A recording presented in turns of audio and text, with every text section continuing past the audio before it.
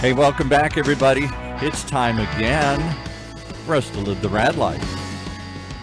To join our resident raconteur, our community storyteller, as he wanders the county in search of the most interesting people doing the most amazing things. This week, just like last week, it's been politicians. They're not amazing. Wall-to-wall politicians. Oh, my goodness. The only thing that's amazing is why does anybody run for politics? Did any of our, 1.5 regular listeners pick up on a little tone in Paul's voice about him being a little sick and tired of me being in his ear? Another day. Here we are again. And by the way, it's RAAD contour, not raconteur. Oh, of course. I missed that. We were messing around before the show started about how many ways can we throw my name into something. Because our guest, Jeff Starke, who's running for city council in Irvine, was like, so is it ROD or RAD? And I said, well, it's really ROD. But people just don't want to say that. They want to just say RAD. So I gave up. I find consensus. I'm okay with it. Right? And it's kind of radical, dude, Yeah. And when somebody sends me something that says that's right, I say you misspelled it. There's a missing A in there. You get to add another A. But, it's another day. And another crazy person running for office. Why would anybody run for office these days? It's nuts. You got to be crazy. If we had $1 for every time we asked that question, right?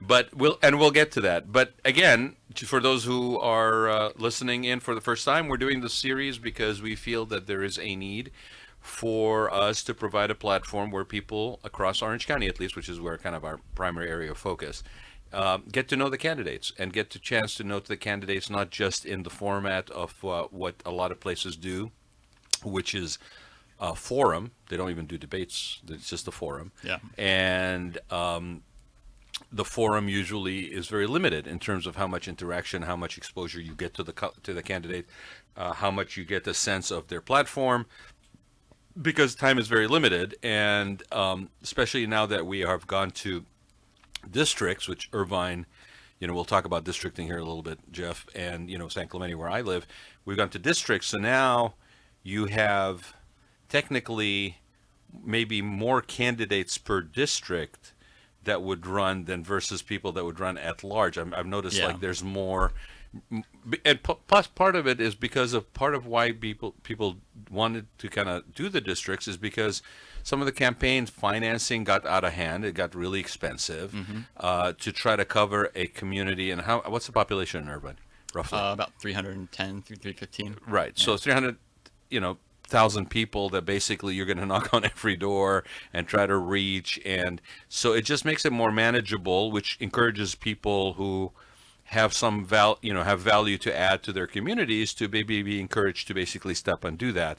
And that's why we really are doing these shows. And this is our third election cycle, where we're basically doing focus on some of these candidates that are running for different kinds of seats. City council, school districts, we've had people that, had Chris Duncan, who was running for assembly. We've had some people that ran for Congress.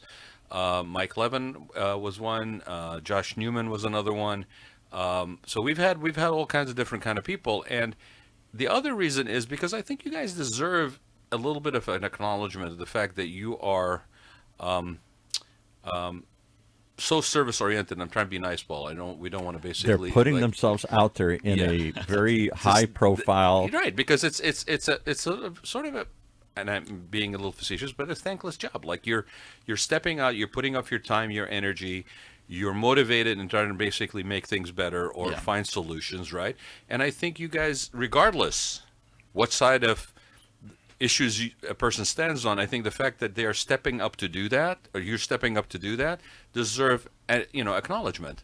Thank you for doing that.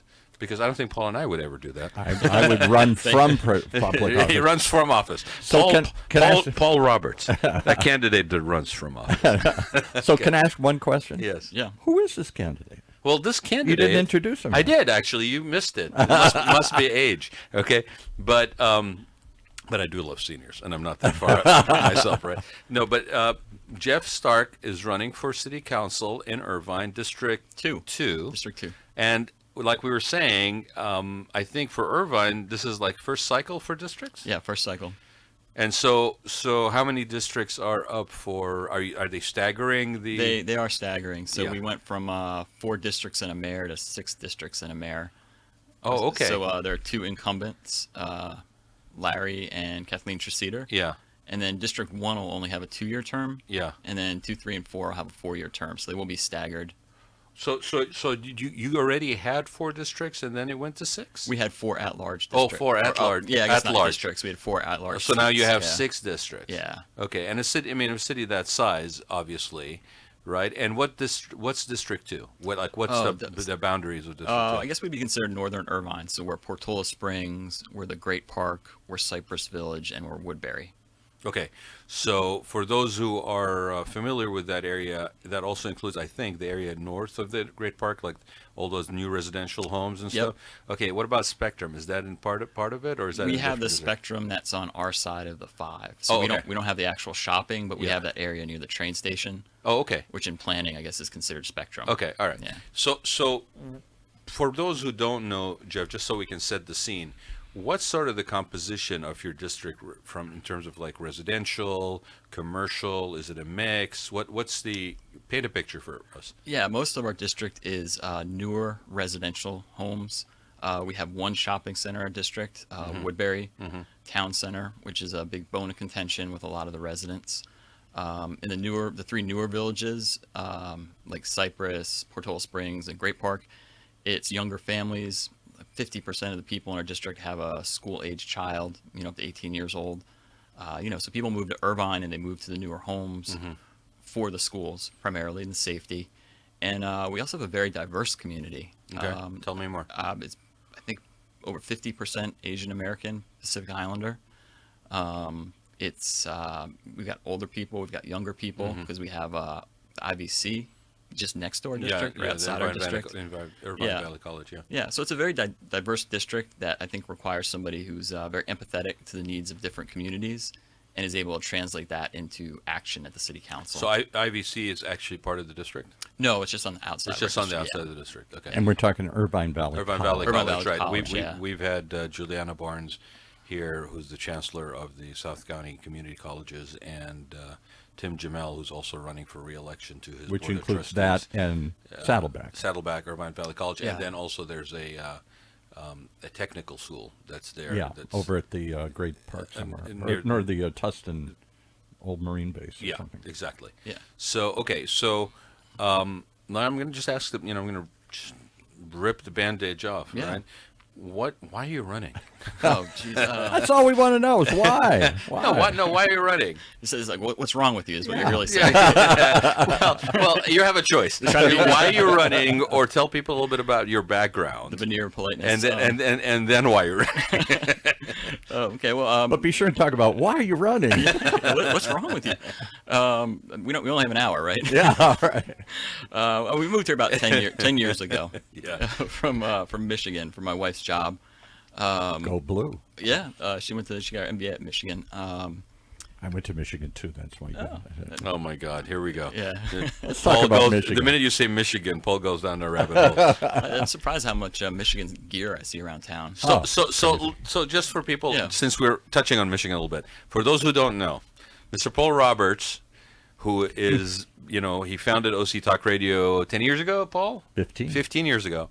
Did that because his wife told him to get out of the house because she was driving her nuts after the Find a new economic career. downturn, because he was sitting there watching YouTubes. Okay, you think your kids are bad being on the internet. Paul Roberts was not any better. And he basically set up the station because back in the day when he was in college At the University of Michigan. he I ran the college radio station. ran the radio station.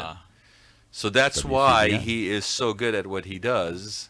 And don't ever come in here on an interview on the Red Life and say the word Michigan, because he goes down Don't say a rabbit hole. Ohio. You didn't Don't warn say me. Ohio. Yeah, You Ohio's should- worse. You should have seen when Tim Jamel was here. It was the rival school across town. Well, because he went to Michigan State. I'm sorry. And everybody thinks they're the same. No, they're not the same. they're No, not big no. difference. Okay, so can we get back to the show now, Paul? Yeah. Okay. Where are you from in Michigan? Let's just end that. We lived in Birmingham.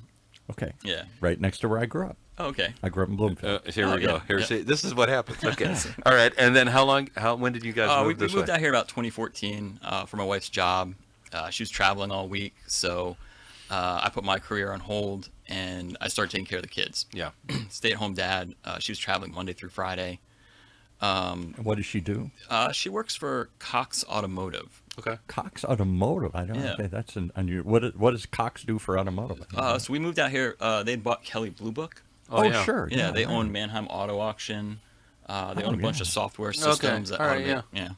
Yeah. Because Kelley Blue Book was always up in north of the valley somewhere. I thought it was in like Simi Valley or something. Oh, when we moved here, the office I- was over on technology. Yeah, I thought. I don't know if it was yeah. always there though. Well, there was a Kelly's office, I think, also in. No, that's Auto Trader. They used to be near like Ontario. Oh, they own them too now. Yeah, they own them Yeah. too. Okay, yeah. So when you say automotive, it's related, adjacent, sort of. It's not car dealerships. It's Yeah, it's not car dealerships, Yeah. but they make products for car dealerships. I didn't Right. realize how much automotive was in Southern California until Huge. we moved In here. Irvine, yes, specifically. Yeah. Fisker, Rivian, all these yeah. new brands yeah, and yeah, stuff. yeah. Yeah. I mean, we are a car culture. Yeah, I mean, I mean, you live in Irvine, you know where. I know that now, but when we moved to Michigan, Yeah. you expect it, right? Yeah. Right. Everyone's got that classic car Yeah. that their father or grandfather built in Yeah. their garage, and that first nice day in spring. Yeah. Take it on Woodward Avenue. Oh yeah, Woodward Dream Cruise. Yeah, the Woodward Dream. See, he doesn't even know what we're talking about. Nah. It's okay. It's all right. I can follow. So our kids were 2 and 4, so we had a lot going on at home. Yeah. And eventually my daughter started going to kindergarten, and I got involved volunteering in the classroom. Then my son started, and I was able to devote more time to volunteering at the school. And I volunteered at the PTA. I was on the board for 4 years, and I really liked the sense of community, being connected to people. I felt like it made me more rooted. Yeah. Because we didn't know anybody here. We had Yeah. no family here. Yeah. And then my son graduated from Cypress Village Elementary. He's in junior high now. And I was looking for somewhere else to serve and continue to be connected.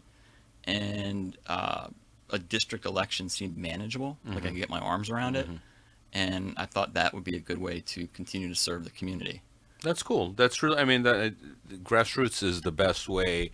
A lot of people, that's sort of their motivation. It's like they either something is a crisis that just is happening in their neighborhood, or there's an effort to improve something or beautify something or whatever, and then that basically gets them connected with the community. And then if you're the kind of person that has sort of a servant's heart, then you want to basically continue to be involved. And I mean, if you live in a town, you should live in a town, Exactly. not just commute in and out of the town, right? Yeah, I remember when I went out on my own in 2003, and was sort of starting up my own business. I was in San Clemente already. My parents were already in San Clemente, and I remember saying to myself, sort of consciously, sort of semi subconsciously, if you're going to live in a town, then you should live in a town. And that's when I basically then went overboard and got involved in every friggin' nonprofit that I could find. And in San Clemente, for those who know, between every nonprofit and nonprofit is a nonprofit. So there was plenty to do. I ended up like on the Historical Society for 13 years, and there's a certain reward that comes from that kind of community engagement. Oh, absolutely. That's it's not a dollar and cents reward, but it's very valuable, and it feeds a part of your soul, I think, being involved. Oh, it definitely feeds something in your soul to be involved, and that you're helping, your neighbors, people you don't know. Yeah. But then to foster those connections, Yeah. it gives you roots in where you live. So this district that you're running for, to represent the District 2, is that a new it's a district? So is there an incumbent? Is it both No. new? So they're both new All new, yeah. candidates. And is it 2 candidates that are running? There's 5. Oh, there's candidates. 5. But see, this is my point. Like Yeah. the forum is an hour, and there's 5 people, and they get 2 questions. Okay, now go choose somebody. Yeah, and you're sitting there listening to your opponents like the whole. I mean, it's I must sound terrible to them too. It's just like it's a long time to sit there and not say anything for a politician. Yeah. District 1 just has 2 candidates, so District 4 Yeah. has 2. So let me ask you, because I want to just delve into this sort of process a little bit more. So when you guys, and because I'm assuming you've had some forums or some, okay. Yeah. Is everybody that's running a first-time candidate or Yeah, in our district. in your district? Everyone's- Yeah. Okay. So how has it been? How is the temperature of the campaigns? How has the exchange been between the candidates? I'm just curious. Oh, I misspoke. Gong Chen has run a couple times. Okay. I think for mayor a couple times. Okay. Everyone else, to my knowledge, is new. Yeah. The temperature's been fine. I mean, by and large, we know each other. We see each other at the forums. We say hello. We have small talk. We haven't really had a lot of negativity, Okay. at least in my direction. Yeah. So I appreciate that. Yeah. I mean, I've said from the beginning, I just want to get out there and tell people my message, and let people decide whose message they want, at city council. Well, I think that's a perfect segue, Paul, isn't it? So tell us what your message is. Jeff. Absolutely. Yeah. So my message is, one of the animating issues when I was making the decision was affordable housing. Yeah. And the affordable housing that was proposed by the state that Irvine has to build, it was like 22,000 units. And it's not a construction document, it's a plan, a long-term plan. If a developer wants to build affordable housing, they can make it pencil. Where do you want them to put it? In what form do you want it? And the city came up with a plan that made, transit-oriented development near the train station, near job centers like the Spectrum and the Irvine Business Complex. So people would be living and working very close to the same, it's almost the same thing, right? You Right. have mixed-use development. Right. They're downstairs for their, food, restaurants, dry cleaner. It's all there. Which a lot of service business owners will tell you that's part of their problems that they have is that they don't have proximity housing that's attainable for people that work in their businesses. Yeah. Right. And so therefore they're commuting from further away. The reliability, dependency, all that stuff Yep. becomes an issue. And then there's also the additional cost of that whole commuting thing. So okay, so that's and just because I'm not really clear. So the state basically put down some guidelines by the cities that everybody has to basically kind of adhere to. And is it that you have to? I don't think it's you have to provide. The city has to provide it, right? No. They just have to make it possible Yeah. for somebody to come in and do it. Yeah, the state wants to see it. So they want to see a plan. Like, how would you build your allotted number of units? Right. Yeah. And then is there a duration for you to execute this in, or is it The just kind plan, of like the plan is good for 8 years, but I don't believe there's a stipulation you have to build all those Right. units in that time. Right. It's just the state wants to see that there's forward movement on more housing. Okay, and I interrupted you because you said that was sort of what motivated you. So please, keep going. Yeah. I mean, I see a city that is getting ever more affluent and is pushing more and more people out. Oh. And long term, I look at maybe like a Colorado mountain town. Like, you have restaurants, ski slopes that don't have enough workers, so they can't open, or they have reduced hours. Eventually, the cost of housing in Irvine is going to hurt business in Irvine. I'll give you a perfect example in our region, Big Bear.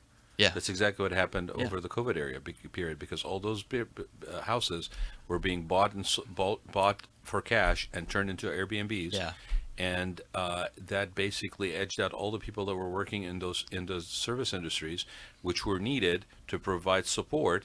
And now they're commuting an hour from down to the hill or even further. Yeah. And what was interesting is they didn't try to control after a while, they didn't try to control the Airbnbs, but there were so many of them that I was up there last weekend, and they were like, they overdid it. Oh, yeah. So it's kind of came back to bite that particular segment of the industry. Yeah. But in the course of that, they basically eliminated that affordable rental Yeah. for those people that are working in those restaurants and businesses. Yeah. I even think it happened out in Joshua Tree. Yeah.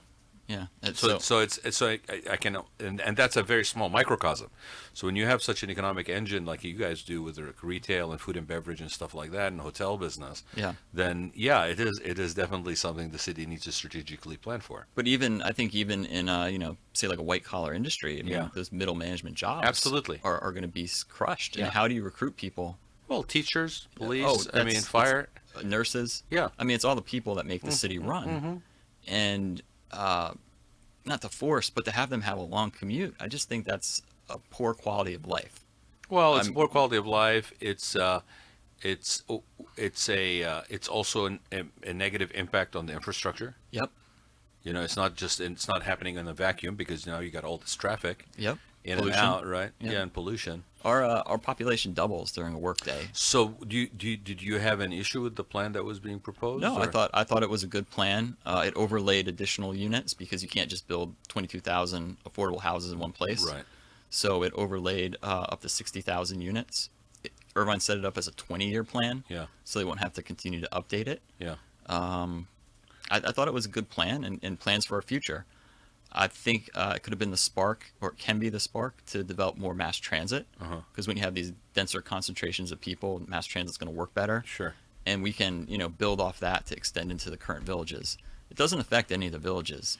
Well, and you and I talked off the air before the show about how that transportation and mass transit. Again, the key words being appropriate and sensitive to the community and the character of the community, but to provide that also benefits other people other than just the sort of the workforce commuting. It also provides additional flexibility for seniors, people that are maybe not as comfortable driving as they, as our populations age, younger people, after school programs, all kinds of stuff, right? I mean, you can speak to that probably. I mean, I think from a stay-at-home father. I think grade school transportation is a big issue in Irvine. I mean, the differences between the traffic on a school day and a day in the summer is it's night and day. Right. Our elementary school had 1,100 kids in it. Yeah. A lot of people drove their kids to school. Yeah. If you could took all those cars off the road, you'd have a lot less traffic, a lot less problems in the morning and the afternoon. Plus, you would free up a lot of parents' time to, maybe get into their job earlier. Now, can I ask you a question? Because we've had numerous candidates on left, right, and center, and those on the right have fought these state mandates. Many cities, Huntington Beach among them. We had the mayor on from Fullerton this morning. Okay. And all these guys want to fight these mandates, saying they're two things. One, we shouldn't be told how many new affordable homes we have to ask. It's up to us. And two, it's an unrealistic goal. We can set these areas aside, but nobody's ever going to build this stuff. It's not feasible economically to build these many affordable homes because there's not enough money in it, I guess. And then three, if they did, you're going to have a ton of traffic. Yeah. I mean, the Irvine plan, they did a study and they showed that the largest concentration of houses, or largest number of 60,000 houses, the traffic's increasing 3.5%. I mean, I guess what they were working with is a lot of the people that will move into these houses are already driving into Irvine for their job. Right. So if you're taking them off of that commute and they're riding a bike or they're walking or they have a much shorter trip, I mean, that's traffic out of our system. A lot of Irvine's traffic is people commuting to a job in Irvine. I guess what I'm saying is I get the state's mandate. We've got to find, everybody agrees we got to get more affordable housing in here, or we're not going to have any workers to work in all these places. We're going to have a bunch of wealthy people and no place to shop or eat or dine. And then all the wealthy people are going to complain about the fact that the people aren't there to serve them. Absolutely. Yeah. So we've got to find some way to do that. And yet every time they try and do that, everybody complains and says, not everybody, a certain segment Don't you complains. find that sometimes politics tends to be almost like and I agree to a certain extent that, when you're basically mandating something, you may not have a sensitivity to the actual situation, the actual town, the realities on the ground. But at the same time, there's almost an aspect of that where it's almost like a parent chastising and causing you to actually take action. Because if there is no incentive to actually find a different way that works better for you, then you don't basically put it on your to-do list to do. And sometimes that incentive to not fulfill what the state is telling you, but come up with an alternative that is more appropriate and sensitive, but still addresses the real issue. The real issue is you have an impact already on the traffic. Yeah. What you're not getting is the benefit of the rent tax or the property, taxes from somebody living there. Or the sales tax. You're just getting the impact of them coming in on the road system. Yeah. And somebody else is paying for it. So you can make an argument each way, I guess, Paul, is what I'm saying. Yeah. But the truth is that we need an infrastructure, and we talked about this yesterday, Jeff, where it's a sustainable solution. Yeah. It's not just a patch, little Band-Aid situation until the next election cycle. Yeah. Right. And so, okay, so you liked the fact that they were basically planning this, that there was sort of a plan. Yeah. And so, what did that just kind of excite you about getting involved? Or, Oh yeah, I okay. think I think it would bring a lot to Irvine. I mean, you could turn right now. Irvine doesn't have much of a nightlife. It doesn't. I mean, I don't know, Most 8:30. Orange County doesn't have much of it. Okay, that's fair. They roll up the streets at 8 o'clock. That's fair. Yeah. That's fair. But I mean, there's also not Jazz like, clubs, people. We need jazz clubs. Well, I agree. Yeah. we don't have I mean, other than the Spectrum, we don't have like a downtown area. No, there isn't. You know, Yeah. and you could possibly build that with denser housing with mixed use. Yeah. I think it would give more opportunity for smaller local businesses to get a foot into the business community of Irvine. Because right now it must be daunting to try to rent space at the Spectrum or crazy. Woodbury Town Oh, Center. for sure. And it's interesting because that's sort of the anathema of master plan communities. Like there was a push towards master plan communities versus organically evolved communities, and it made sense when you had all this open land and the ability to basically put pencil to paper. But what we do is we suffer from that because now the people are maybe not necessarily looking for, I'm going to be in the suburbs, I'm going to be in the commercial district. Like they want to have a little bit more of a walkability. They want to have a little bit more of a mixed use kind of quality of life. And honestly, it's not just a preference, the cost. I mean, I think with younger generation too, there's a reason why they didn't want to start driving like us, who basically turned the age of driving and are like, give me that license, right? Yeah. Because there's a lot of hidden costs. Oh, a lot, yeah. Right? It's like, well, wait a minute. I'm going to have to pay insurance. I'm going to pay gas. I'm going to have to pay electrical charge on this car, payments on the car. So it's like, yeah, let me see if I can defer it as much as possible. Mom, drive me. Or to your point, public transit, please provide me an option. But I think it's the same also with some of the housing. Yeah. As they're getting married later, they're, that's like, if I rent, I know what my nut is every month. Yeah. If I own a house, I got all this other stuff, and now I got to deal with the stress of the fact that, insurance companies are not going to necessarily cover me in the state of California. They're pulling out, right? Maybe I just want to rent. Yeah, I mean, it's easier, right? I mean, But we're not programmed that way. Is my point. No, My point is that we're more of single family homes, suburbia, commercial districts, whatever. That there's a need that's not being fulfilled. Yes. I mean, I think a lot of cities that are walkable, that are dense, I mean, it's some of the most valuable real estate in the country, right? Yeah. If not the world. Yeah. People, I mean, not everybody, that's why there's a choice, but people like that. And we should give people that option in Irvine. You'll still have an option for a village, a single family house, Yeah, a it's townhouse. still there. But, we're going to give people other options. It's like a whole nother What always made shroud. sense about the Irvine company and their plan, and I know it was studied worldwide because they were one of the earliest adapters of these master plans. There were others before them, but they really kind of perfected this to a point where people modeled it and studied it. And the idea that you, in your whole cycle of life, you could start off renting, then you moved up to a condo, then you moved up to a single-family home, and built your family, and then you downsized to something else, maybe a condo again or a senior living or something, and it was a continuous cycle, and people were somewhere in that cycle, so you could find something in each stage of life. Right. Now, Without losing quality of life. without losing quality of life. Now, our kids have to go move somewhere else because they can't afford to live here. The seniors hold on to their houses because they don't know where else to go, and so we've disrupted that cycle. Absolutely. Yeah, I think we need more of that housing that gets people out of their current house if they're retired and they don't need all that space. It gives them a way to stay in their community, stay connected.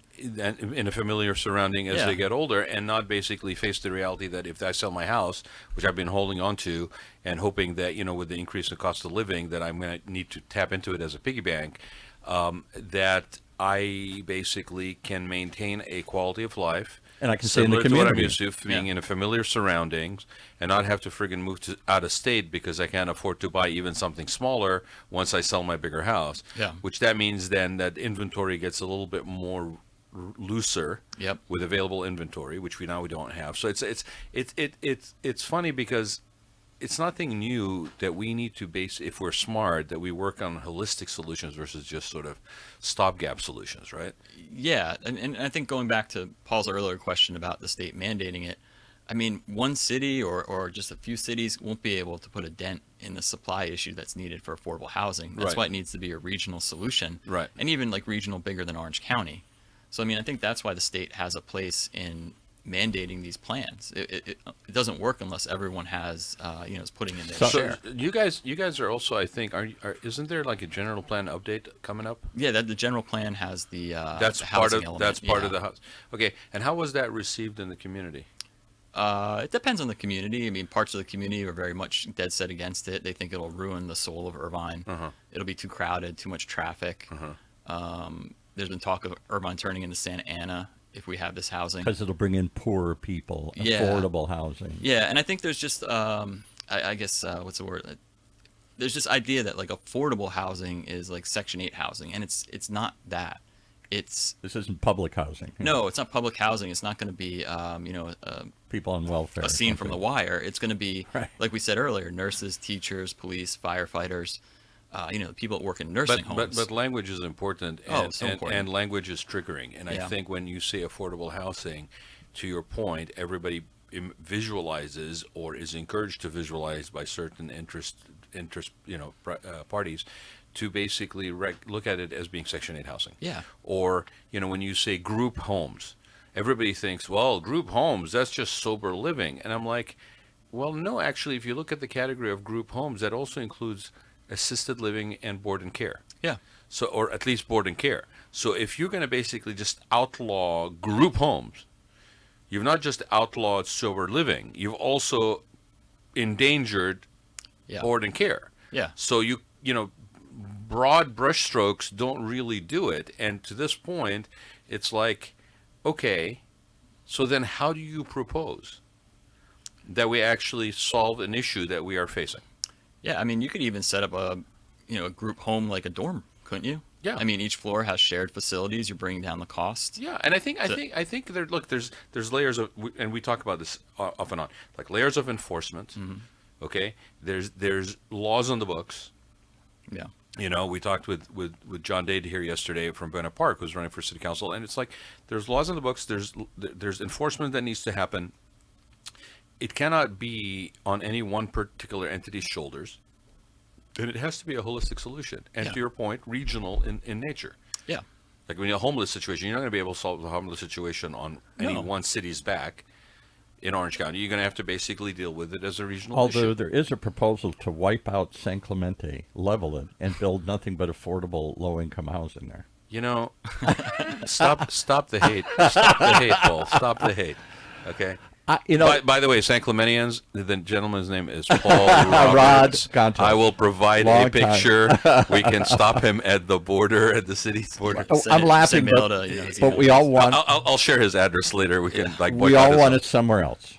Yes. We don't want it in our community. We want it over there. Can't we build it over there? Can't we build the sober living over there? Can't we build the affordable housing over there? Can't we build the lower income housing somewhere? Can't we do this somewhere else?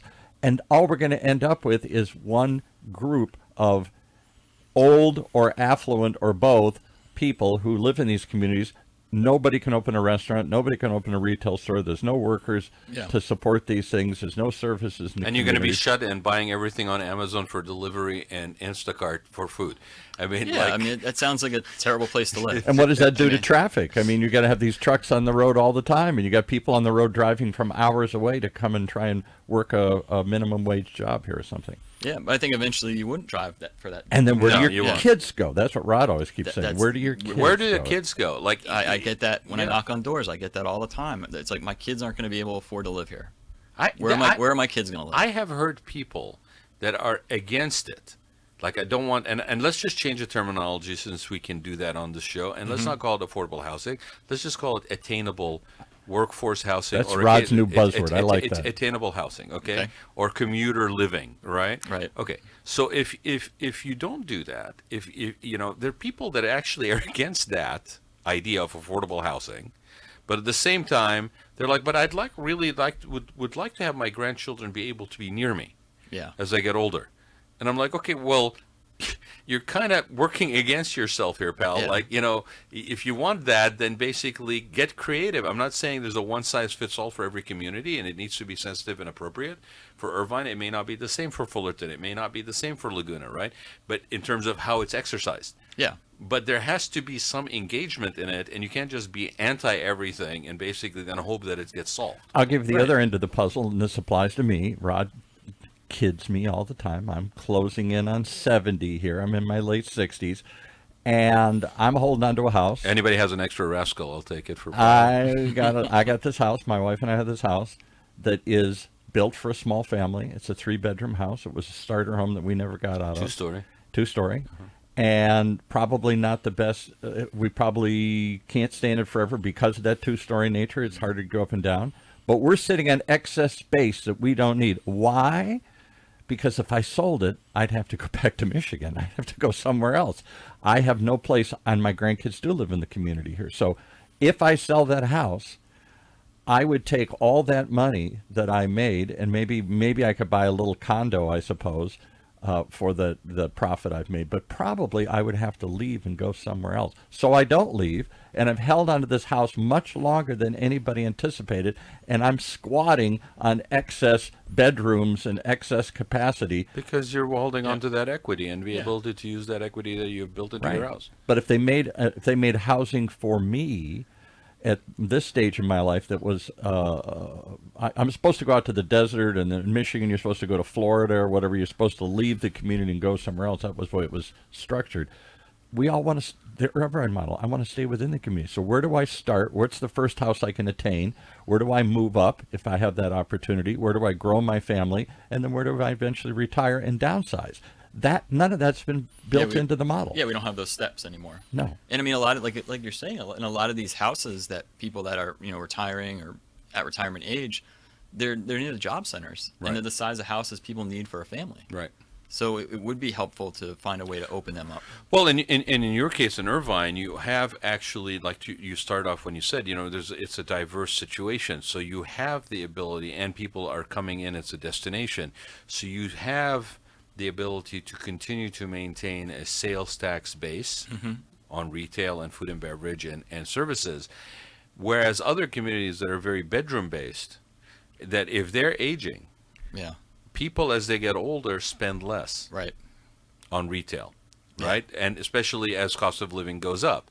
So the economic engines now that used to serve you well for the last 40 years are now chugging along, but they're struggling. Yeah. And because you haven't accounted for anything that's going to draw in outside revenue spend. Yeah.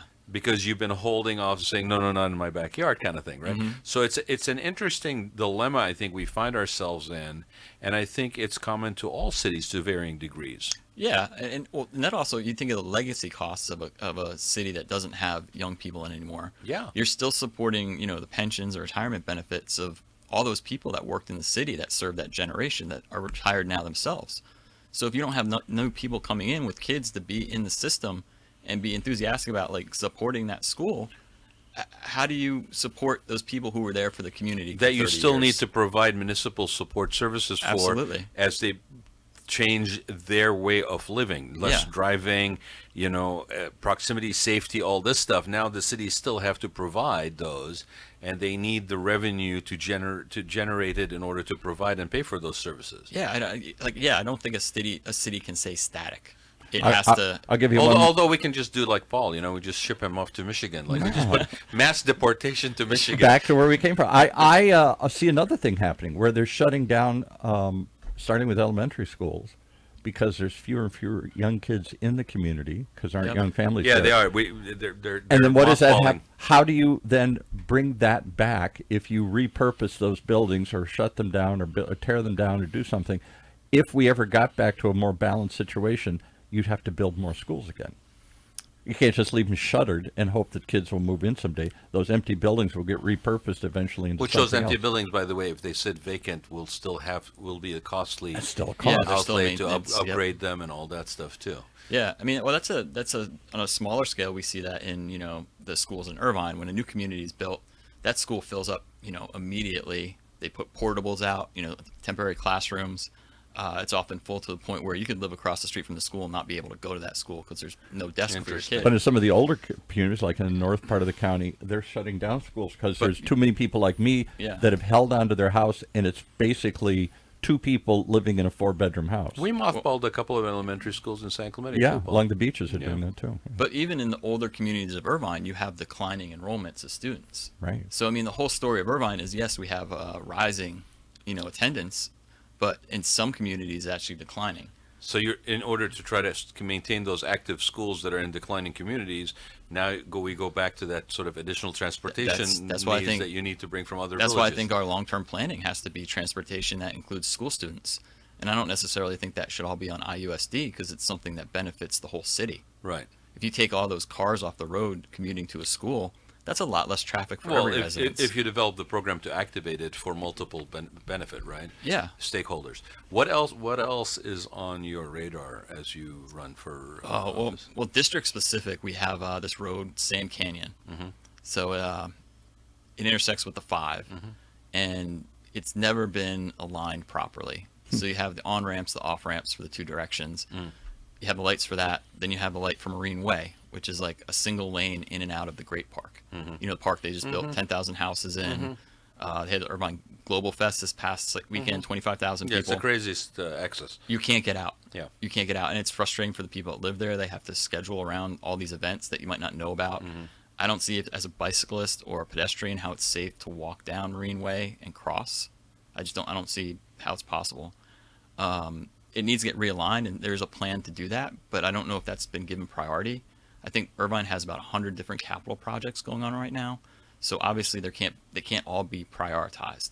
And I think that's one of the positive things about districts is now you'll have someone at City Hall who's saying, "Hey, my district needs this. This is like a priority. This is important. It's affecting." Spotlights the district versus get lost in the Rod shuffle. had Yeah. that. She had a woman on, what was her name? Angela Angela Watts. Watts, yeah. And she lived in a new district in his hometown, San Clemente.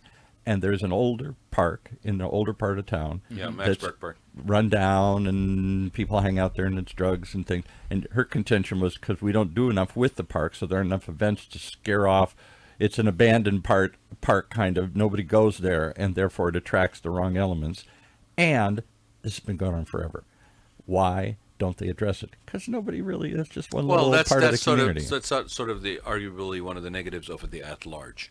Is now the hope is that when you have people that are focused on their districts, they're answerable to the residents of that district. Right. They hold you accountable for why that isn't in an alignment that you're talking about. Yeah, I mean, most of the people in Irvine can live their whole life and never drive on Sand Canyon. Oh yeah, It's not yeah, an yeah, issue. absolutely. Just or never get that far up on it to Yeah. where that affects them.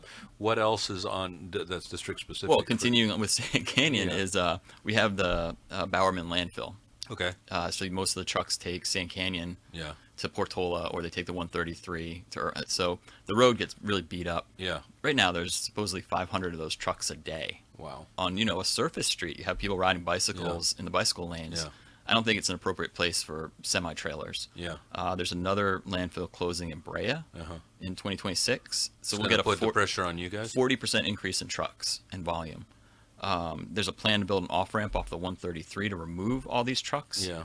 But, I don't, again, is that being prioritized? Is that going as fast as possible? Right. I don't know. I mean, they had a meeting about it and they said it is, but So so you raise an interesting point, because if everybody is going to be focusing on their districts, right? And this is sort of a question for anybody that's going to come in, because I've asked it before and I'm asking Jeff here. But anybody who's coming in and is running on a district situation, how do you envision that you keep your focus on your district, but also not lose the focus on the overall community? like the To overall where somebody city. then Yeah. accuses you of saying, well, why don't you care what's happening over in the north side of Irvine when you're basically over by, all you want to talk about is that side. Sure. Do you feel that, I mean, again, you're running with some people for that district. Yeah. But do you feel that as we transition these communities to more of a district election situation, that we're going to be able to maintain or at least attract people that are going to be focused both on their district, but also as the community at large? I certainly hope so. I mean, What's the incentive to do that? Is there an incentive for a city council member that's representing a district to then also be sort of more helicopter view focused? To still be at large in some sense. Yeah, I right? mean, I think your district can't succeed without the city succeeding, is what I think. So, I mean, you need to be promoting what's good for the city overall. And at different times, different districts are going to need more, right? That's just the way it is. I mean, right now, there are a lot of capital projects going on in the Great Park. Eventually, that'll subside, and we won't need that prioritization of those projects anymore. But once that's good for all of Irvine. Well, it's fun. It's kind of funny it may be a unintended consequence of districting that we actually have a little more incentive to compromise and find consensus and Yeah. common ground. Yeah. Which given the nature of the political environment at large or whatever, we seem to have a little bit more of a divisive approach.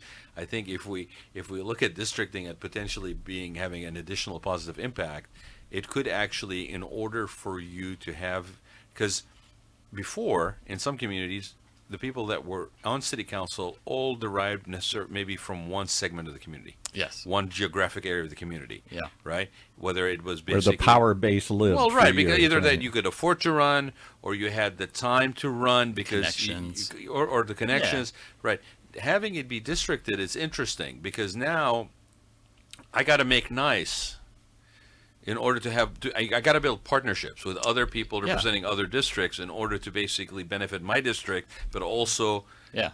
I have to basically put out to benefit them, benefit the community at large. It could be an interesting thing to watch. It's a relatively a new thing for us in some communities. in our I state. think it'll be an interesting thing to work through. I mean, there'll be different problems that you have to work through, and you'll have to build different alliances with different council members because you'll have to learn what's important to one and what's not important to another. Particularly when the and be more representative of the diversity of the districts, at least, or the diversity of the community. Particularly when the districts themselves, I don't know about Irvine, but some of these districts, like Anaheim, really do represent a fundamentally different clientele.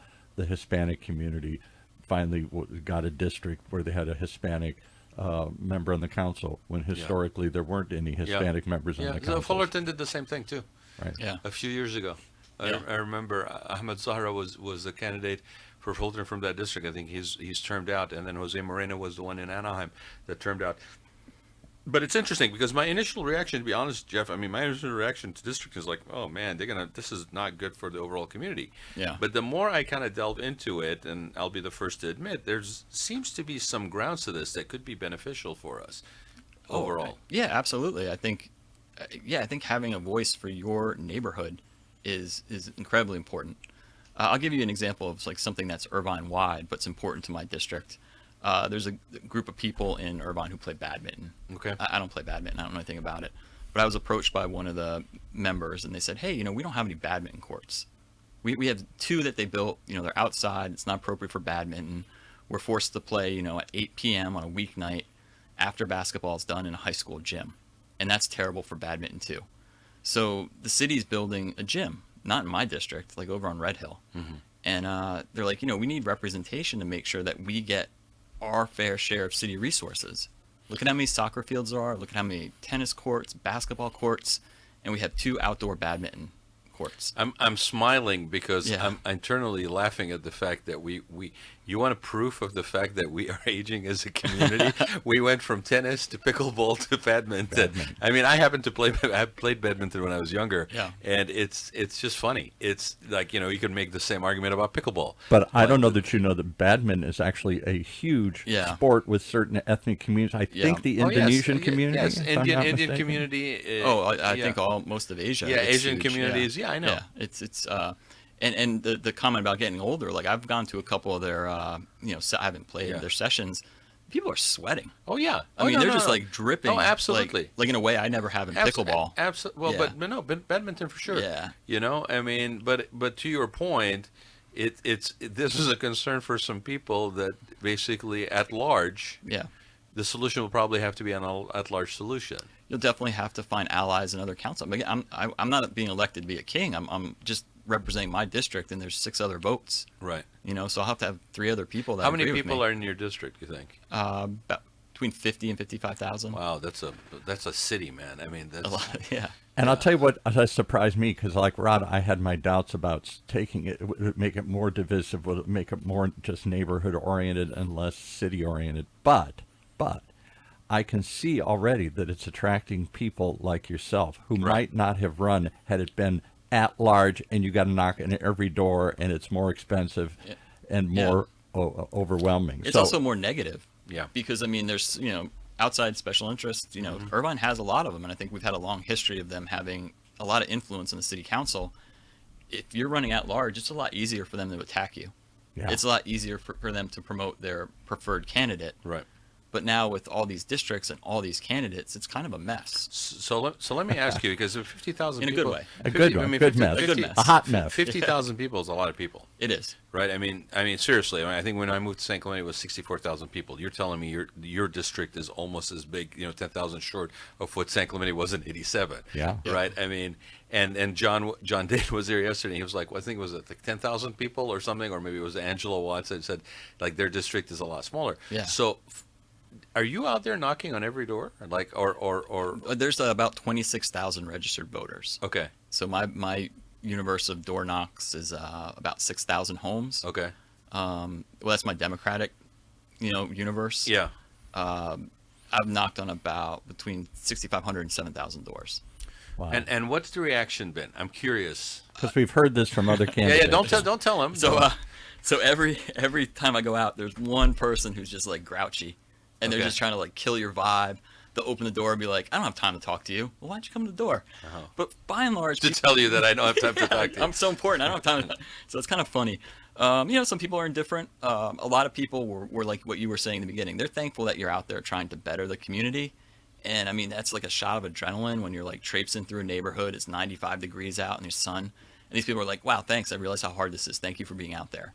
So I guess what Paul was referring to is a lot of the people that we've had on so far that are doing this said that they were kind of surprised that one thing that kind of jumped at them is how the people that they're interacting with when they're knocking on doors are actually telling them that they're sort of pleasantly surprised that somebody's actually coming to talk to them. Yeah, absolutely. Like it's almost like it doesn't really happen. Yeah, Has that been a reaction too? Oh, all the time. So, people give you a lot of advice as a first-time candidate, and some people give me advice: don't bother with the apartments. Mm-hmm. It's just like a lot of effort for little gain. I've gotten the nicest like notes from people. Like I didn't even get to talk to them. They're like, "Hey, thank you so much for stopping by. I've rented this apartment for 10 years. I've never had a politician knock on my door." Mm-hmm.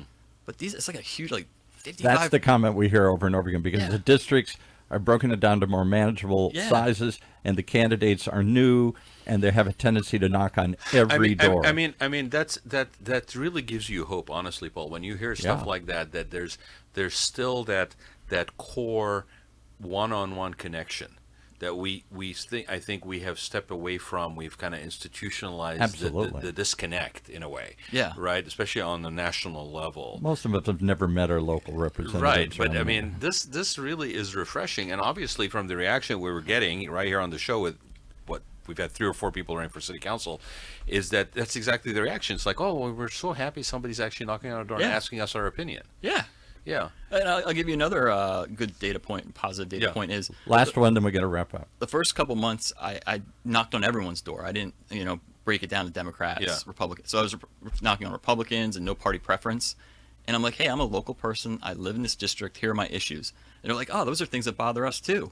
I'm like, I know, I live here. Yeah. And so few people ask what party you're in. They want someone who's going to solve their problems. Right. They don't want someone on city council who's going to bicker or argue about things that we have no Control over. Yeah. Exactly. Well, and we've talked about this. We talked about it this week. Like there is no place for that national trickle down, culture war thing when it comes to that thing. And you just proved it. These people don't care. No. They care about somebody actually hearing them and actually be motivated to find a solution, or at least try to find a solution, genuinely be engaged in the process. Because depending on, no matter what your position is on abortion or other hot button issues, Irvine isn't going to have anything to do with it. It's about filling potholes and fixing off ramps and stuff. And that's what I say to people. So I'm gonna pull a 5 minutes extra, Paul, here. But what else do you have on your quote unquote things of interest? You got Sand Canyon.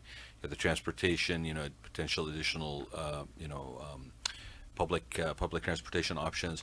What else do you feel, having lived here for 10 years? This isn't happening the whole 10 years, but to a person, the e-bikes. Okay. Yeah. I mean, you must have them in San Clemente too. Oh, yeah. Everywhere. So, it's terrible in Irvine. We have streets that the speed limit's like 55. Yeah. And you have kids riding 2 on a bike, doing wheelies down this 55-mile-an-hour street. And what we're doing now isn't working. It hasn't changed at all in the 2 or 3 years of education that we've been doing. I think we need to find a system to identify these bikes so we can get the parents involved and there's more responsibility for these kids. I mean, most parents. Amen. And I say that Yeah. we did for 3 years a show Yeah. about e-bikes, sponsored by Pedigo e-bikes, which is a big manufacturer in Yeah. Fountain Valley. Yeah. And what they didn't anticipate, none of these e-bike manufacturers, is that the marketplace would become not Rod, who just bought one, or me, who would ride responsibly and not drive crazy. I bought a pedal assist. I did not buy any Okay. e-bike. Okay. But that instead, the popularity would be, price would come down. They wouldn't be $2,000, they'd be under $1,000. Yeah. And the kids would flock to these things where every kid's got it. And now you got a kid with too much power, You know, and, they don't, and no responsibility. Paul, you know why they flock to them? Because there's no alternative way to get forms of around. transportation. Well, I mean, but it's no, but the kids want to go fast. But kids And- have also solved the problem that the adults haven't been able to give them a Right. solution for. So, I mean, some people Right. talk about banning them, and I'm just like, you can't do that. I mean, so many kids ride these to Remember- like Oh, junior everywhere. high, Yeah. to high the school. schools are packed with them now. remember we used to gripe about people skateboarding, using Yeah. a skateboard, Oh, yeah. I mean, right that- on yeah. the sidewalk and stuff like that. It It's gonna wasn't be- that long ago. It was going to be the end of civilized Why society. why did they do that? Because they wanted to get from point A to point B, and mom wasn't going to be able to take them, and there was no alternative safe transportation Yeah. option for them to basically exercise. Yeah. You know, put a friggin' shuttle in a town. I mean, it took us. I remember when we were trying to do the shuttle in San Clemente. Okay, we were the first entity in South County to talk about doing a shuttle. Okay, then they tied the shuttle in San Clemente to a tri-city shuttle program that they were trying to fly between Dana Point and San Juan Capistrano and San Clemente. Okay, now just wrap your head around this. San Clemente was the first one to talk about doing a shuttle. We then parked it because we wanted to play nice with our neighbors and basically develop a program that's for 3 cities. Yeah. Okay. We ended up being the last one that ended up developing a shuttle, okay, because the other 2 already went ahead and did it, and then we connected. So my point is, there are things that are not risky that other communities have done that yeah. have worked. Yeah.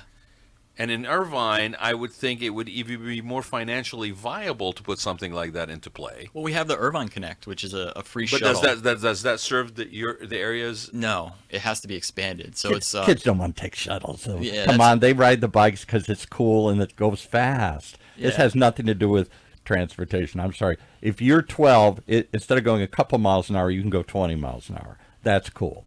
And they ride them to do that, and they ride them. It's too much power for a 10-year-old, an 8-year-old, a 12-year-old. All these kids have got it. But see, there are rules around that, and Right. they're not being enforced. No. And I think part of it's got to be education for parents. And I don't think any of these parents want their kids doing these dangerous No. things. Dude, I had 2 kids yesterday. At night, I'm bringing in the trash cans at the house. Yeah. Okay. On Salvador, at top of San Clemente, and these 2 guys, and I don't know if it was e-bikes or it was mopeds or whatever it was, but it was an motorized bicycle. E-bike, right? I'm Right. sure. And they came up. Wearing the helmets, there was a safety component. That's Yeah. fine. And one of them just kind of like parked in front of the house and was revving, and then waiting for his friend to come up the hill. The other friend came up the hill. The guy was still revving his motorcycle, waiting. His friend went down the street because it's a straight long run, and it's late at night. There's no cars. Yeah.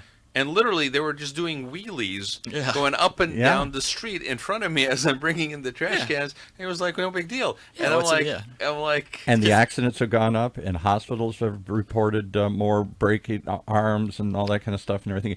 And yet, I'll tell you off air, there's some people that are still saying, oh no, this is going to be the future of transportation. We're going to get everybody off the cars. If you could get the older people, yes, but it's kids, and these kids have got too much, in my opinion, too much power. It's not about, like, to Jeff's point, though, Paul, I don't think it's about eliminating them. No, you It's got to about regulate 'em. regulating them, Yeah. enforcing them, making them part of the solution. Making them take a class, Well, making the yeah. parents responsible No, that's if just they now, hit something. now you're just being a curmudgeon. Well, yeah. We that's got to get my off this role. lawn.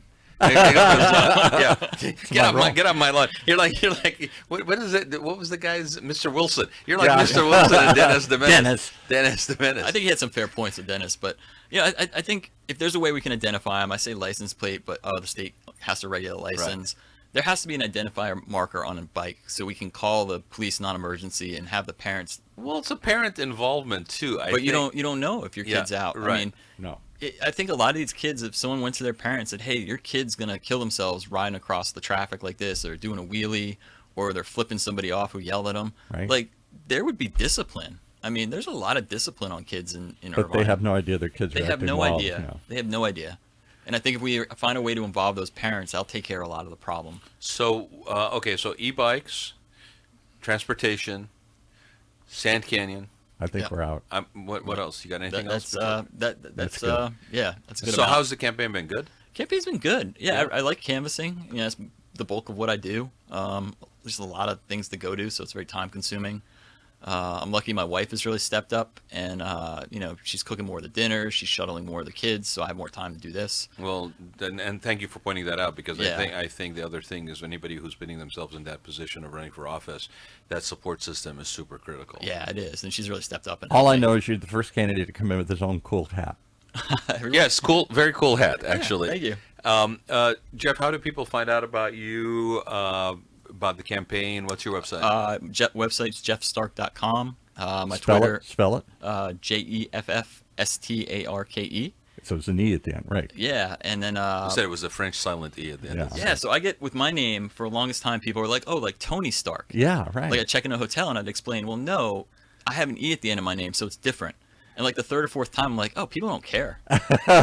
You should just People don't care. The RAAD life, right. The RAAD life. So it's fine. I'm just like, "Oh yeah, he's my uncle," or you know. Yeah, I understand that. So find out more about Tony Stark. about Iron Man's nephew.